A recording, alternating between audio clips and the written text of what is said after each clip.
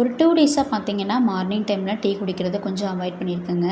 சத்து மாவு கூழ் வந்து எடுத்துக்கலாம் அப்படின்ட்டு. மகிழ்குட்டிக்கு மந்த்லி வந்து அந்த கவர்மெண்ட்லேருந்து சத்து மாவு வந்து நிறையவே குடுப்பாங்களா, ஸோ அதனால் வந்துட்டு நம்மளும் சரி இத எடுத்துக்கலாம் அப்படின்ட்டு.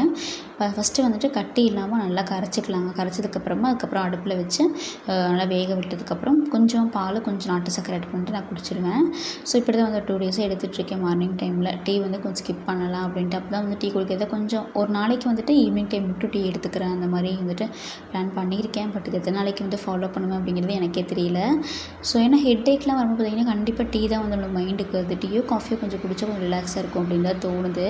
அதுக்கப்புறம் மார்னிங் கிளைமேட் பார்த்திங்கன்னா சூப்பராக இருக்குது.